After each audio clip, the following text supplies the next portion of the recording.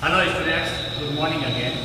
10th class RBSC board में online live classes में मैं मनोज जागीर यूट्यूब चैनल पर सभी बच्चों का फिर से आपका स्वागत करता हूं। पिछली क्लास में हमने एक्सरसाइज नंबर 3.2 को सॉल्व किया।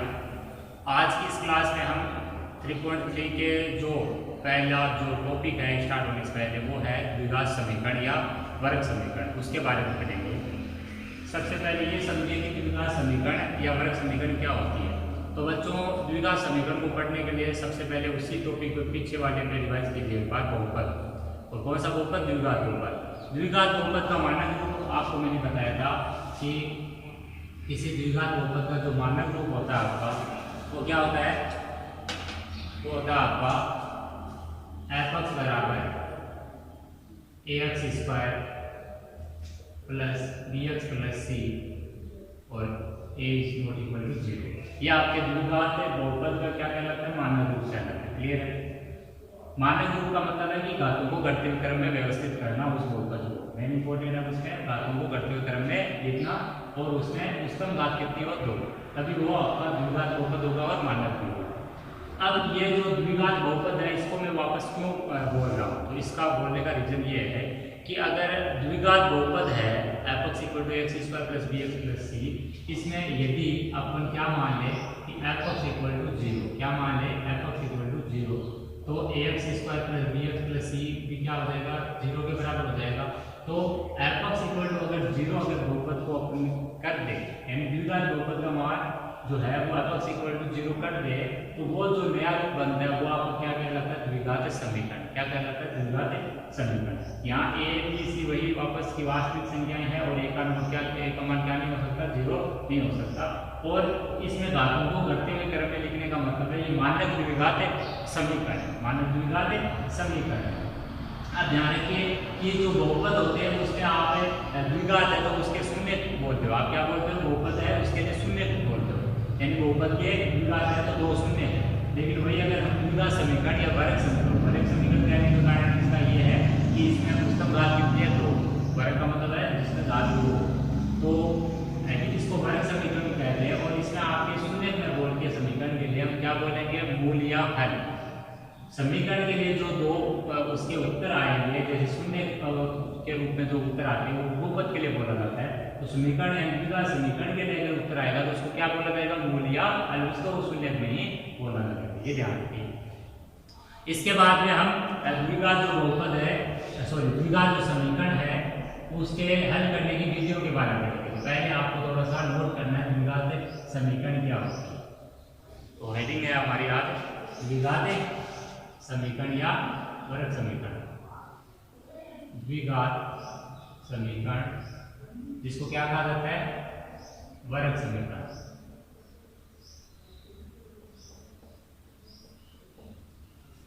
द्विघात समीकरण क्या होती है?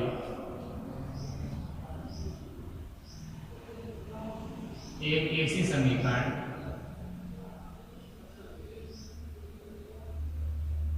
जिसमें चर की उच्चतम घात कितनी हो? 2 हो तथा घातें घटते हुए क्रम में हो। किस क्रम में हो? घटते हुए क्रम में हो। वह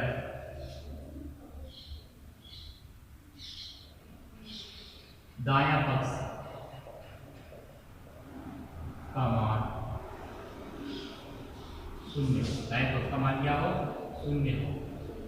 द्विघात समीकरण या मानक समीकरण कहलाती है। द्विघात समीकरण या मानक समीकरण कहलाती है। अब द्विघात समीकरण या मानक समीकरण का मानक रूप देखिए। मानक रूप इसका होता है बच्चों ax² + bx + c = 0। यहाँ अगर आप ax² + bx + c केवल लिखते हो तो वो बहुपद है।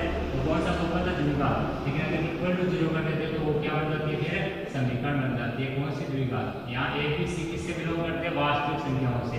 तथा a is not equal to 0, यानी a का मान क्या नहीं होना चाहिए? 0 नहीं होना चाहिए। अदरवाइज क्या हो जाएगा? ये एक समीकरण बन जाएगा, यानी एक चर वाला समीकरण बन जाएगा। ये आपके द्विघात समीकरण की चर्चा जिससे ध्यान रखिए द्विघात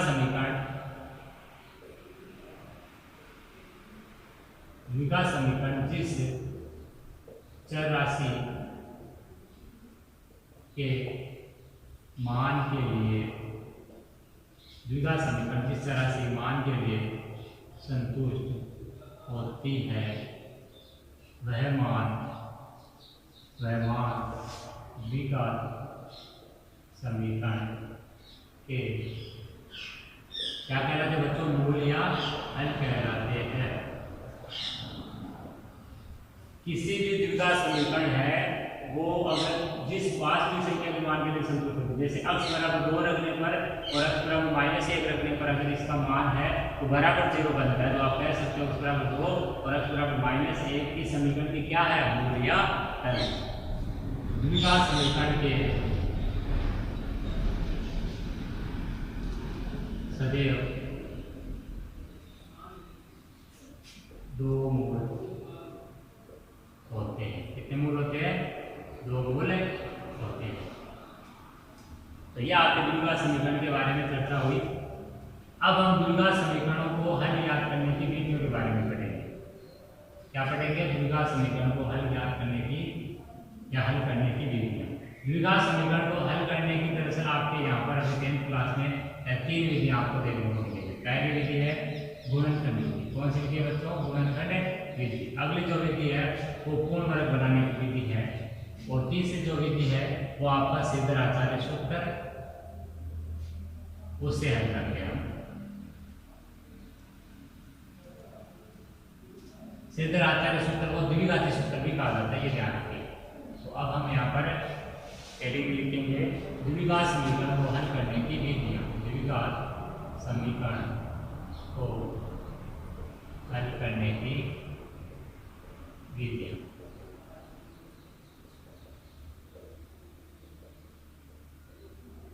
पहली विधि है इसमें गुणनखंड विधि।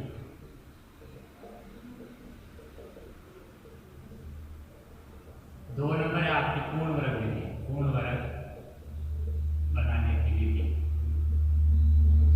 और थर्ड है आपका वो है श्रीधर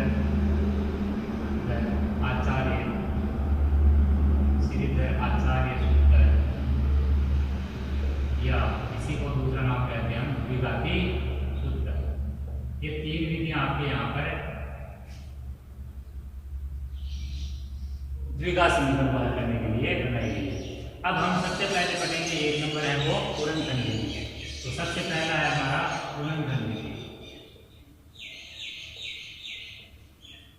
देखिए बच्चों, गुणनखंड विधि से क्या करना है?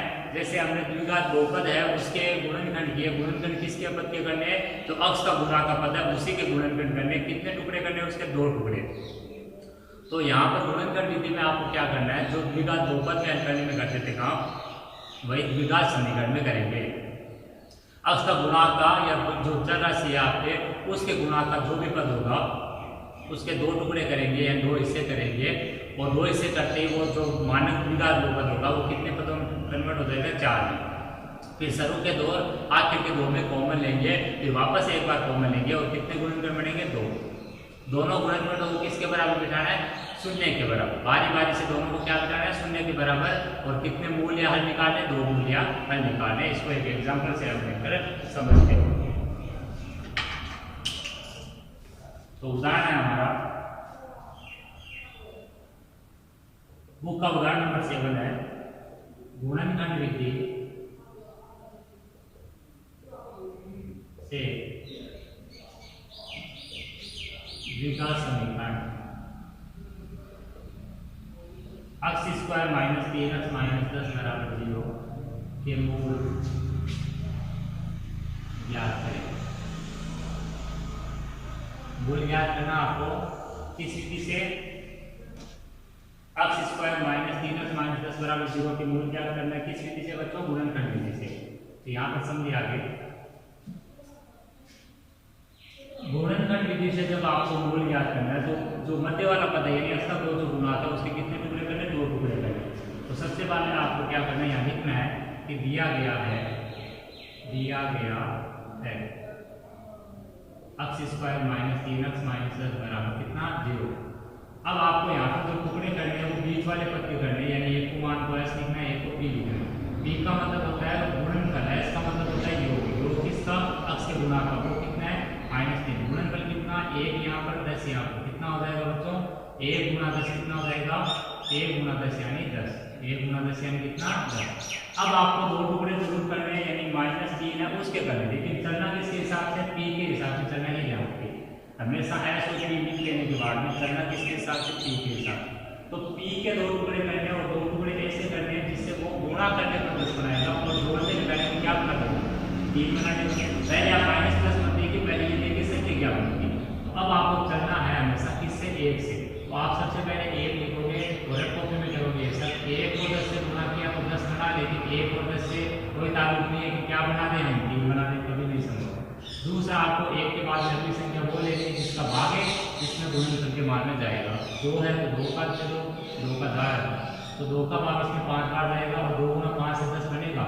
लेकिन क्या 2 और 5 से 10 3 बनाना संभव है? बिल्कुल संभव। 2 और 5 से 3 हम बिल्कुल बना सकते हैं, कैसे घटा के, तो 5 में से 2 गया कितना बचा 3। तो कहने का मतलब है 5 और 2 दो टुकड़े होंगे। लेकिन अब आपको चिन्ह को देखना है। अब चिन्ह ये है कि यहाँ पर गुणा करने पर प्लस का बने, 5 और 2 से गुणा करने पर प्लस का बने तो वो तब बन सकता है या तो दोनों माइनस माइनस हो या दोनों प्लस। लेकिन जब दोनों माइनस माइनस हो तो गुणनफल प्लस बन जाएगा, लेकिन माइनस माइनस से उत्तर यहाँ पर माइनस का साथ बनेगा, दो नहीं चाहिए, प्लस प्लस करेंगे तो उत्तर साथ बनेगा, वो भी नहीं चाहिए। इसका मतलब साफ है कि यहाँ एक प्लस का एक माइनस का ले रहे हैं। अब देखिए यहाँ पर माइनस का अगर मान बचता है तो सीधा समझिए कि आपको छोटे में से बड़ा घटाना है, तभी ये ऐसा पॉसिबल है। और प्लस का बचता है तो सीधा सोचिए कि आपको बड़े में से छोटा घटाना है। कौन समझ में आया?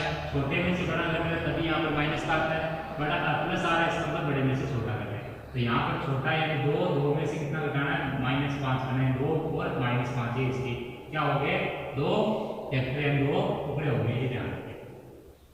तो यहाँ पर लिखना कैसे वो भी समझा। अब आपको इसके बाद क्या करना है, यहाँ पर x स्क्वायर, अब टुकड़े के क्या बने, अभी टुकड़े बने आपके 2 और -5। तो 2 आपका जो भी प्लस वाला पहला बना है उसको पहले लिख लीजिए, जैसे 2 प्लस का पहले बना है तो उसको लिख दो, और 2 अगर माइनस का बना है सॉरी 5 अगर प्लस का बना है तो उसको पहले लिख दो। तो यहाँ 2x -5x, प्लस वाला पहले माइनस वाला बाद में, आगे पीछे भी लिख सकते कोई दिक्कत नहीं है, ऐसे माइनस का 10 बराबर 2। अब देखिए शुरू के 2 और आखिर के 2 में कॉमन लेना, तो यहाँ कॉमन x मिल रहा है तो ये x प्लस 2 बना। यहाँ कॉमन आपको क्या बन रहा है माइनस का चिन्ह, यहाँ समझिए आगे वाले में हमेशा जो कॉमन लेना वो चिन्ह है तो चिन्ह लेना है, माइनस तो माइनस प्लस तो प्लस, और संख्यात्मक जो चीज है वो कॉमन ले लेना। संख्यात्मक मान कितना है 5, 5 को कॉमन ले लो तो ये बच जाएगा x प्लस 2 बराबर में कितना चल रहा है 0। अब एक बार इसको वापस देखिए, ये दोनों चीजें वापस क्या आ गई समान आ गई, तो इसको आपको क्या लिखना है वापस कॉमन, तो x प्लस 2 कॉमन ले लिया तो यहाँ क्या बचा x, और यहाँ कितना बचा -5, यहाँ x प्लस 2 कॉमन लिया तो x बचा, यहाँ कितना बचा -5 बराबर 0। अब आपको बारी बारी से दोनों को क्या करना है शून्य के बराबर, तो आपको लिखना है कि यहाँ या तो x प्लस 2 बराबर 0 या x -5 बराबर 0। इसलिए x बराबर कितना बना -2 और यहाँ से बना x बराबर 5। ठीक है, तो अब आपके जो बहुपद है सॉरी जो द्विघात समीकरण है उसके दो जो मूल आए वो क्या क्या है x बराबर -2/5।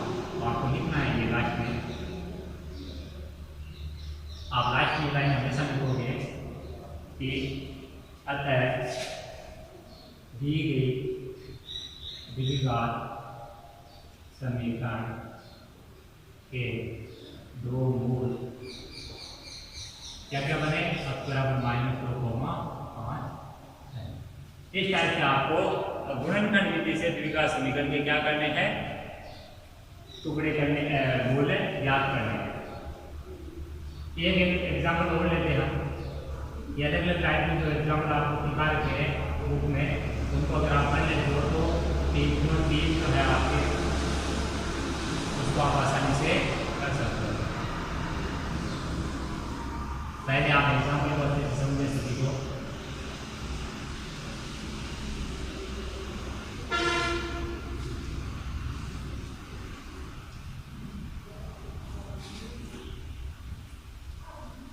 आपका एग्जाम्पल नंबर 8 है बुक का द्विघात समीकरण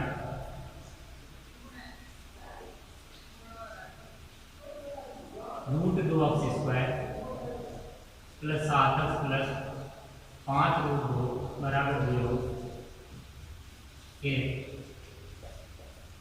हल गुणनखंड विधि से करें। गुणनखंड विधि से आपको क्या करना है, इसके हल याद करने हैं। तो सबसे पहले आपको लिख लेना है दी गई द्विघात समीकरण निम्न है। सबसे पहले द्विघात समीकरण को लिखिए आप 7x + 5 को बराबर 0। कभी भी 0 को बराबर में बिठाना भूलिए मत। द्विघात समीकरण में चर्चा कर रहा हूँ मैं यहाँ, द्विघात नहीं।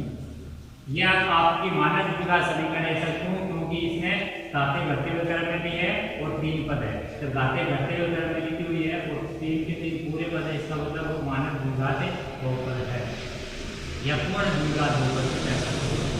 ठीक है बच्चों, तो यह आपकी पूर्ण द्विघात है, एक समीकरण है। बहुपद नहीं अभी समीकरण, तो पूर्ण द्विघात है, ये अभी समीकरण है। अब इसमें गुणनखंड विधि से करना, तो टुकड़े किसके करने हैं आपके 7 के। 7 के 2 ऐसे टुकड़े करने हैं यहाँ पे कि जोड़ने घटाने पर तो 7 बनता है, तो गुणा करने पर कितना बनता है? 2 × 5 = यानी 10। कितना हो जाएगा गुणा करने पर? यहाँ कितना है साइड में कि यहाँ s को बनाना है, यानी सम यानी योग को बनाना है 7, इसका प्लस का चिन्ह लगाने की जरूरत नहीं है, और प्रोडक्ट बनाना 5 × 2 √2 बराबर कितना बनेगा? 5 × 2 बराबर 10। तो गुणा से 10 बनाना है, जोड़ने से क्या बनाना है? 7। अब देखिए वो 2 टुकड़े आपको 3 के हिसाब से करने हैं, तो 2 टुकड़े 2 क्या हो सकते हैं? 5 और 2 हो सकते हैं। क्लियर है? 5 और 2 से 7 बना होगा, और 5 और 2 को गुणा करने पर मेरे को 10 से बनता हुआ नजर आ रहा है। तो आपको यहाँ पर टुकड़े मिल चुके हैं, 2x² प्लस 5x + 2x। जोड़ने आगे भी तो कुछ के लिए तो कोई दिक्कत ही नहीं है। यहाँ पे 5 और 2 बराबर 0। अब आपको 100 के 2 लास्ट को 2 कॉमन है। अब ध्यान दीजिए यहाँ पे कि यहाँ पर कॉमन क्या क्या आ जाएगा। यहाँ पर √2 या 5 तो संख्या कॉमन नहीं आ रही। अब यहाँ पर दोनों कॉमन है, तो वो कॉमन आ रहा है। √2 हो जाएगा यहाँ 5। यहाँ देखिए क्या कॉमन आ रहा है, यहाँ प्लस कॉमन नहीं आता, ऐसा भी कॉमन आ सकता है। तो यहाँ 2 और 5 की ग्रुप में आपको पता है कि 5 तो है नहीं, 5 कॉमन नहीं है, लेकिन √2 छोटा है 2 से, इसका मतलब वो कॉमन आ सकता है। तो यहाँ बचेगा आपका √2, और यहाँ पर जो बचेगा आपका वो बचेगा 5 बराबर 0। अब इस क्वेश्चन को देखिए दोबारा, ये वापस हो जाता है। वो भी समझिए कि यहाँ पर आगे बराबर का चिन्ह अगर आप लगाते हो तो ये चीज क्या है, तो बराबर बाद में बराबर ये 0, ये ऐसे नहीं होगा। ठीक है, तो यहाँ बराबर का चिन्ह स्टार्टिंग में नहीं लिखना आपको, या लगा सकते हो आप, क्या लगा सकते हो? या। अब यहाँ पर √2x + 5 और ये बच जाएगा x + √2 बराबर 0। अब आपको क्या करना है, दो जो गुणनखंड बने उनको बारी बारी से शून्य बराबर रखना है। तो आपको लिखना है ये या तो √2x + 5 बराबर 0 या x + √2 बराबर 0, अर्थात x बराबर -5 तक उत्तर निकलेगा यहाँ से, तो यहाँ से निकलेगा x बराबर -2। तो इस बहुपद के तो 2 शून्य का है उत्तर, सॉरी 2 जो मूल्य हल आए हैं वो क्या क्या है? अतः उपरोक्त द्विघात समीकरण के दो मूल x बराबर -5 तथा √2 व x बराबर -√2 है। इस टाइप से हमें मूल या हल ज्ञात करने होते हैं। अगला क्वेश्चन देखते हैं बच्चों। नेक्स्ट क्वेश्चन है जो आपको अक्सर एग्जाम में पूछा जाता है, जिसमें आपको क्या है कुछ अलग जो दिया हुआ होता है वो क्या है? तो ये है कि आपको द्विघात समीकरण बनाए हुए नहीं मिलते। आपको द्विघात समीकरण में पहले क्या करना होता है? सवाल को ढालना होता है, यानी बनाना होता है उसको, उसके बाद में उसको गुणनखंड विधि या पूर्णवर्ग विधि या सिद्ध आचार्य सूत्र जो भी कहा होगा उससे हल करना है। अगर कोई विधि नहीं दी जाती है तो हम हमेशा वहाँ पर किस विधि से हल करते हैं? द्विघाती सूत्र या सिद्ध आचार्य सूत्र से हल करते हैं, क्योंकि कभी कभार ये भी होता है कि द्विघात समीकरण में सूत्र नहीं मिलते हैं, इसलिए गुणनखंड विधि नहीं होती। कभी कभी क्या होता है कि पूर्णवर्ग विधि से हम हल तो कर लेते हैं, लेकिन उसमें टाइम टाइम ज़्यादा लगता है, इसलिए वो नहीं लगाते। तो बेस्ट रहता है फिर उस कंडीशन में कौन सा? सिद्ध आचार्य सूत्र। तो सिद्ध आचार्य जो विधि नहीं है तभी लगाना होता है, अन्यथा आपको विधि से ही करना होता है। तो अब हमारा जो एग्जाम्पल है था उसमें आपको गुणनखंड विधि से निम्न द्विघात समीकरण के मूल ज्ञात कीजिए, ये कहा गया है। तो गुणनखंड विधि से हल ज्ञात करना बच्चों, तो गुणनखंड विधि से हल ज्ञात करने के लिए यहाँ पर द्विघात समीकरण देखिए दी हुई नहीं है, आपको एक समीकरण जरूर दी है लेकिन वो द्विघात ही है क्या, वो आपको बनाने पर पता चलेगा।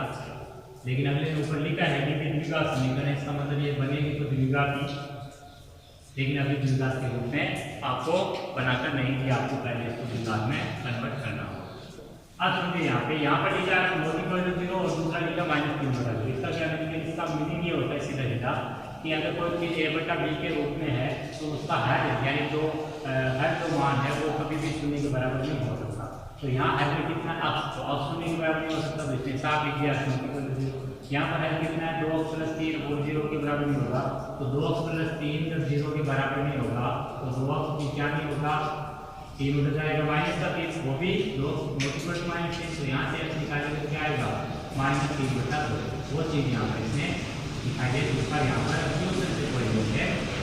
अब हम फ्यूजन क्या करें, सबसे पहले इस टाइप फ्यूजन क्या करना है, जिसमें दूसरा समीकरण नहीं कर लिया a/b के रूप में दिया, तो आपको क्या करना है, सबसे पहले आपको उस चीज़ को हल करना है जहाँ पर चीज़ें हल हो सकती है, लेकिन इनके तौर पर या आप कैसे तो परिमेय संख्याओं की जोड़बाजी के तौर पर हल करें। वो आपको कौन सी चीज़ है यहाँ पर, वो है LHS, बाएं पक्ष में आपको हल करना है। तो अब स्टार्ट करते हैं, लिखते सबसे पहले दिया गया है 4/(x) - 3 के बटे में कुछ नहीं था, मैंने एक लगा दिया, चलो यहाँ पर लगाते हैं, बराबर 5/2x + 3। अब यहाँ पर दो संख्याएं दो संख्याओं का मेल करके बनाई गई है, जैसे 2x + 3 2x - 3, तो इस टाइप की संख्याओं को कोष्टक में रखिए आप लोग। उसके बाद हमें यहाँ पर LHS है उसको हल करना है। LHS में लघुत्तम लेकर हल करना है, लघुत्तम यहाँ पर अक्स और एक का अक्स आएगा, अक्स का भाग यहाँ पर अक्स में एक बार 1 को 4 से गुणा किया, 1 का भाग अक्स में बार अक्स को 3 से गुणा किया तो कितना आया 3। अब समझिए आगे 5/2x + 3। अब यहाँ पर क्या करना, आगे बदल गुणा, आगे क्या करना है बदल गुणा, तो आप पहले लिख सकते हो बदल गुणन से, इससे बदल गुणन से यहाँ पर लगा सकते हो बदल गुणा पहले, और बदल गुणा पहले किसको करना है 4 - 3x, इधर जो पहले दिख रहा है उसको पहले 2x + 3 बराबर 5 किससे गुणा होगा अक्स से, ये बदल गुणा में कर दिया। अब इनको कोष्टक गुणा कराइए, तो 4 का गुणा पहले किससे होगा 2x से, फिर किससे होगा 3, इसी प्रकार 3x का गुणा होगा फिर 3 से होगा, गुणा कीजिए 4 × 2x, फिर जोड़ता दिन है 4 × 3, फिर -3x का गुणा किससे 2x से, और लास्ट में गुणा है माइनस प्लस क्या बनेगा माइनस, बराबर में कितना है 5। अब हम पहले जो गुणा में दिखाया गुणा हम करेंगे दोस्तों, कितना आया 8x + 12 माइनस कितना हो गया ये x², और ये कितना हो गया -9x बराबर कितना आ गया दोस्तों 5। इतना कर लेने के बाद हमें क्या करना है,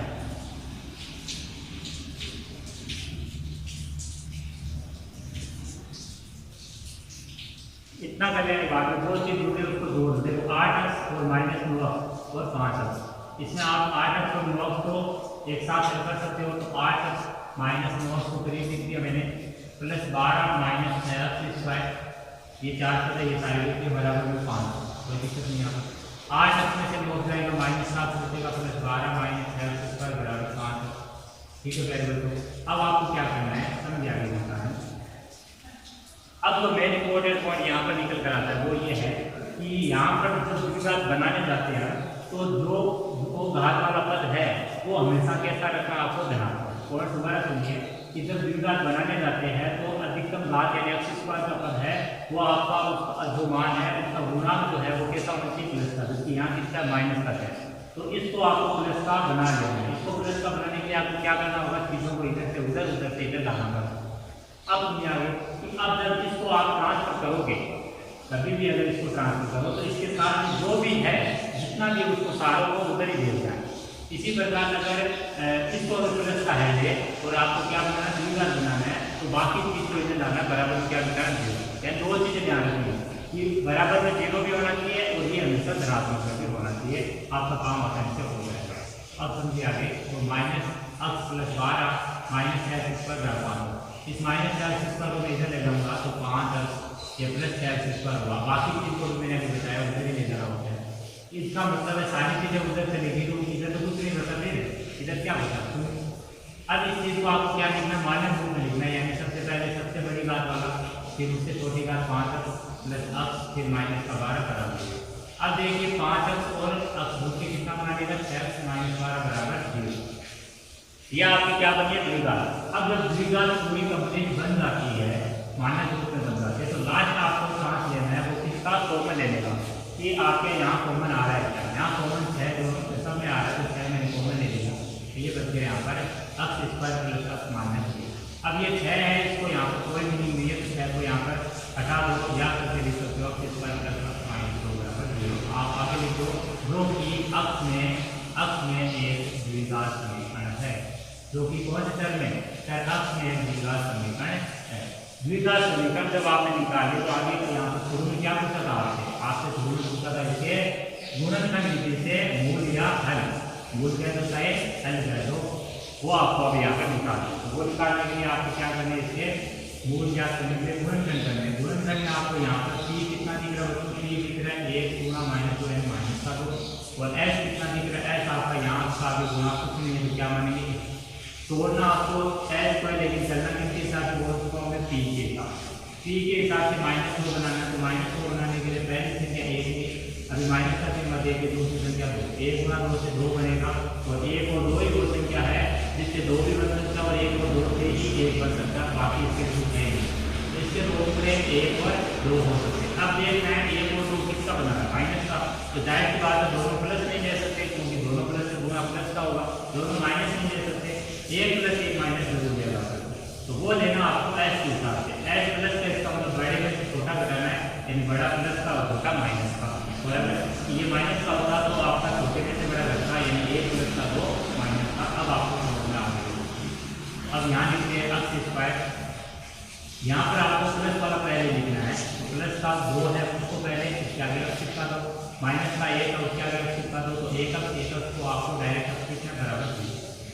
यहाँ आपके शुरू में 2, लास्ट में 2 में कॉमन दो, अब x प्लस 2 यहाँ माइनस करते हैं, कुछ कॉमन नहीं है वहाँ पर क्या होगा, जहाँ कुछ कॉमन नहीं है बच्चों चिन्ह में, यहाँ पर चिन्ह जो है वो कॉमन लेना है, जहाँ कुछ कॉमन नहीं है वहाँ एक कॉमन लेना है। एक कॉमन होने का मतलब है कि यहाँ पर केवल चिन्ह में परिवर्तन हो सकता है, बाकी चीजों पर परिवर्तन नहीं हो सकता। यहाँ x है, x का 2 है, 2 का चिन्ह आपका माइनस है, तो अंदर का प्लस बन जाएगा, प्लस होगा तो जो है वही रहेगा, ये ध्यान रखिए, माइनस का चिन्ह कॉमन है तो अंदर का चिन्ह परिवर्तित हो जाता है। अब देखिए x प्लस 2 चिन्ह कॉमन, यहाँ माइनस 1 चिन्ह कॉमन बराबर 0। अब आपको क्या करना है यहाँ पे, अब बारी वाले में आपको 0 के बराबर बनाना है, तो आपको लिखना है यहाँ पर ये या तो x प्लस 2 बराबर 0, या लिखना आपको x माइनस 1 बराबर 0। अतः यहाँ से x बराबर माइनस 2 और यहाँ से x बराबर 1। अतः द्विघात समीकरण के 2 मूल कितना है, x बराबर माइनस 2, x बराबर 1 है। इस टाइप से आपको जो द्विघात समीकरण है उसके गुणनखंड विधि से हल ज्ञात करने होते हैं। आई होप आपको समझ में आई है। 3.3 है, अब आप स्टार्ट कीजिए। 3.2 आपकी आज कंप्लीट हो चुकी है और बाकी जो क्वेश्चन है उनको हम नेक्स्ट वीडियो में डील करेंगे। तो आज की क्लास में